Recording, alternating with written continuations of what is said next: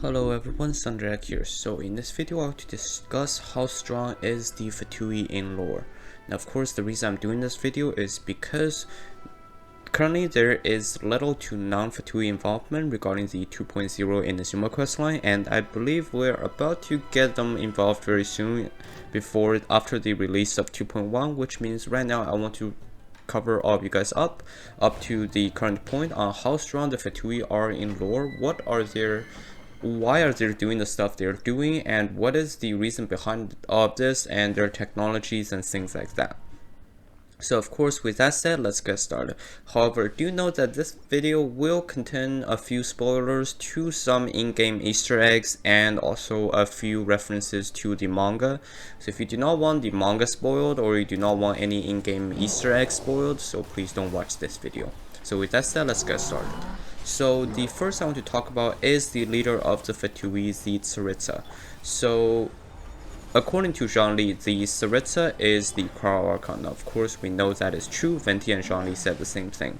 But Zhang Li also mentioned that the Tsaritsa is not one of the original 7, and she is not the Crow Archon. However, we do not know when exactly she came into power. As for her ideals, because 7 Archons, 7 ideals, Mondstadt is the city of freedom, Zhang Li is the god of contract, and Inazuma, Bao is the god of eternity, Tsaritsa is the goddess of love, and her name means queen in Russian, so that will come back later regarding the actual inspirational origin for Snezhnaya. Currently, her health is actually no longer at her prime time. She might be very sick, or she might even be close to death. This Easter egg can be discovered by listening to the conversation between the two Fatui diplomats just outside the Mondstadt square. So second, let's move to the army she commands, the Fatui. The Fatui is the Latin word for stupid, and it is also has an Italian origin similar as well, also meaning someone stupid, or the fool is probably the more direct translation.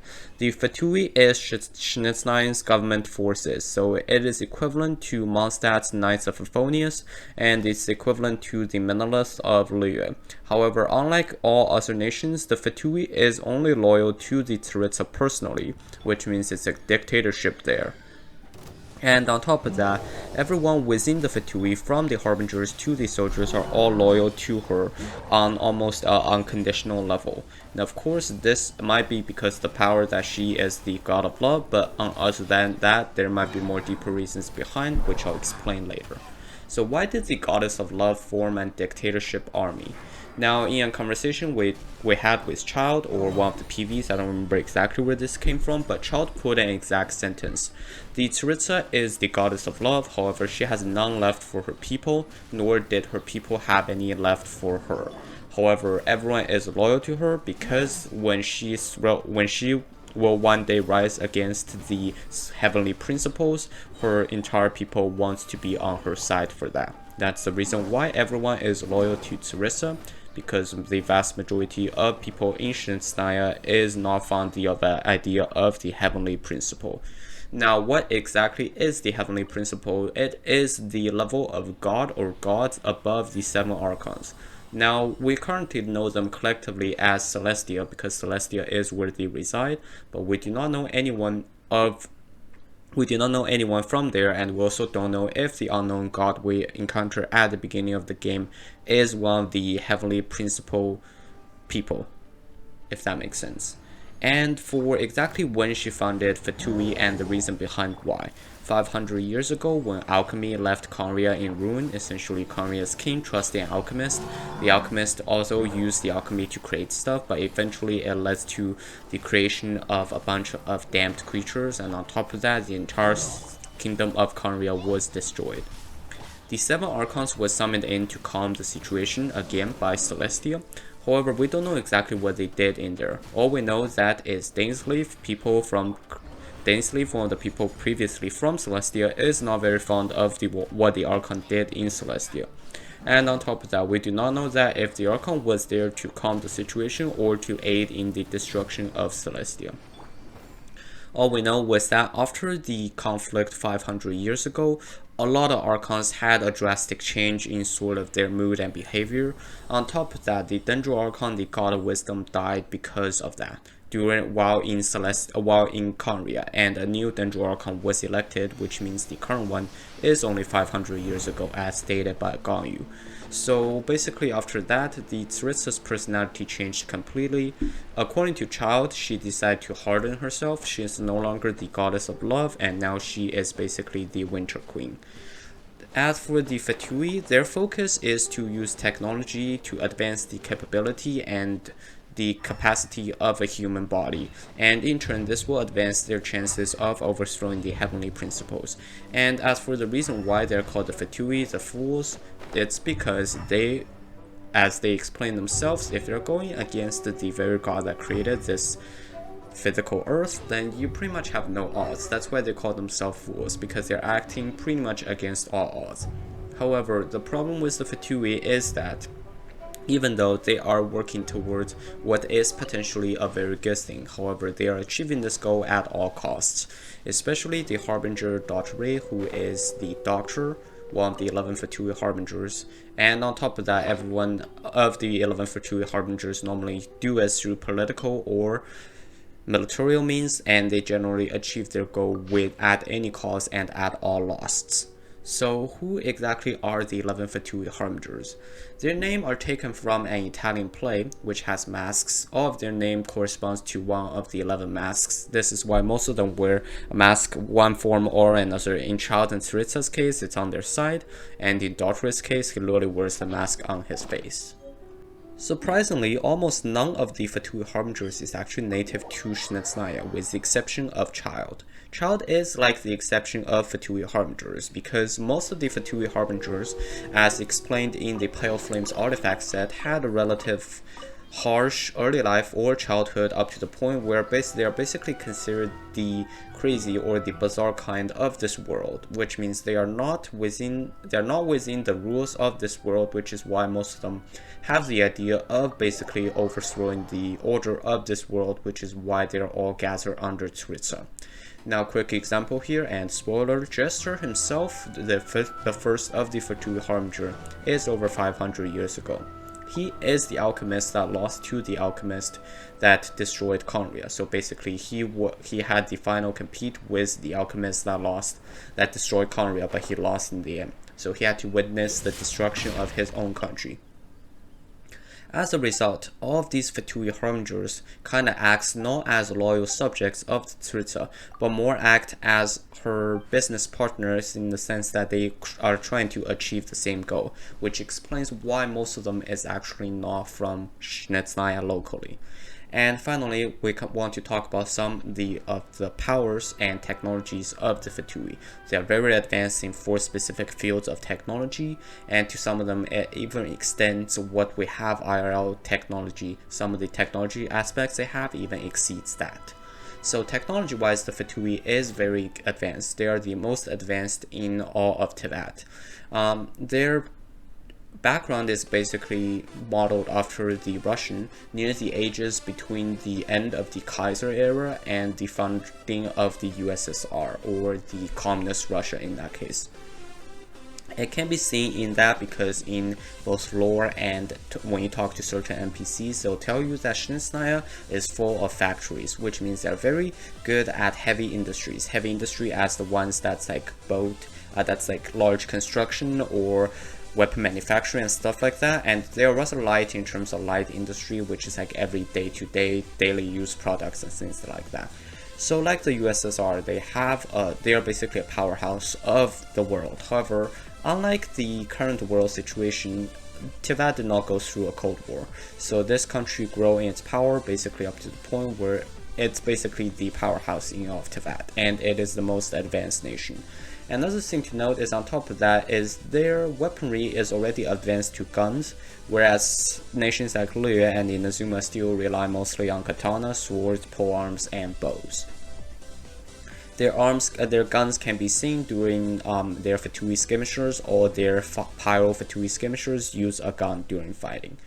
Now moving on to the 4 technologies the Fatui is very advanced in. The first one is the mechanical bird. I am unsure of the exact English translation, but here is a picture of it in the manga. This bird has not appeared in game so far, but this type of creature is very good at attracting nearby monsters. Essentially what they can do is they can send out a mechanical bird, attach it to the person they want to assassinate in one form or another. Then the bird will just attract nearby monsters up to the point the person is getting ambushed by all these monsters without knowing why. This is exactly what happens to Diluc and his father's caravan while they were ambushed by the dragon User, and in a result they were basically the ambush was basically done by a mechanical bird. Their second technology is delusion. Of course, for this one I cannot compare it to IRL world because we do not have this IRL. But their delusion, it's basically Schnitzl's version of vision. It's the counterfeit version of vision. It has the same effect as vision, even greater. However, at comes the cost of extreme body drain or even life if the wielder is not very skilled as a vision user himself, him or herself. Examples being Child's body drain after using his Foul Legacy transformation form.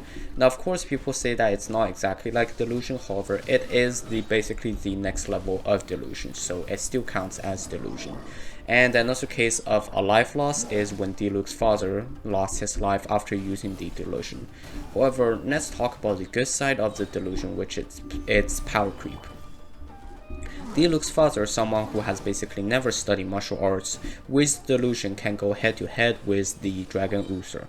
Now, of course, the other person who has fought Uther before is the founder of the Knights of Euphonius, Tsaritsa, and without the power of the Animal Archon, she cannot even go head to head with this dragon.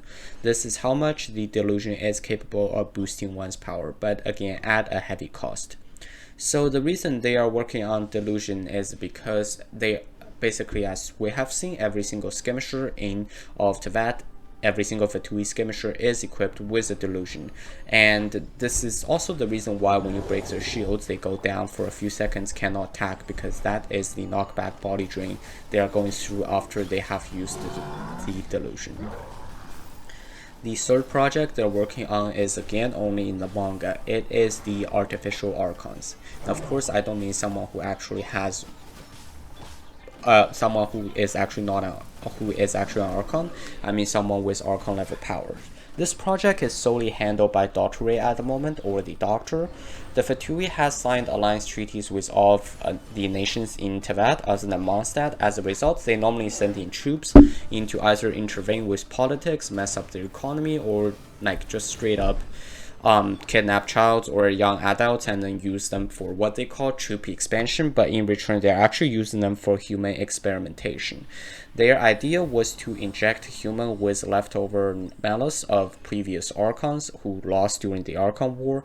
As a result, the human would eventually gain the ability to use elemental powers without vision or delusion, because vision was not a thing back then. So far, all the test subjects have failed, with the exception of Kolai, who is Amber's friend, but even at her peak power level, she is not very strong compared to a vision wielder because the malice is conflicting with her consciousness, and as a result, she is not able to unleash the malice's full power. The fourth one the Fatui have, a very advanced one, is actually AI, and I'm not kidding about this. Spoiler here again, Catherine is an AI.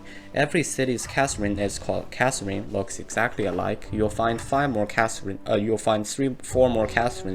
as you go through Sumeru, Natlan, Fontaine, and Schnitzlaya. And if you also stand next to her long enough, you'll hear her say with a very robotic voice either error or rebooting. On top of that, the Adventurers Guild is actually based off Schnitzlaya, which means they are technically a Schnitzlaya organization, and this organization is technically used by the government, who is the Tsaritsa in this case, to gather information. Even more, Child also mentions that Dr. Ray has had some interest in Ruin Guards, but is no longer interested with it because he got bored with it. So that means the Fatui have already understood and is completely in fact of basically reverse engineering their own Ruin Guard up to the point where they are basically, this is why Dr. Ray gave up his lab during the Child story quest. Dr. Ray is no longer in that lab because he's bored with it already.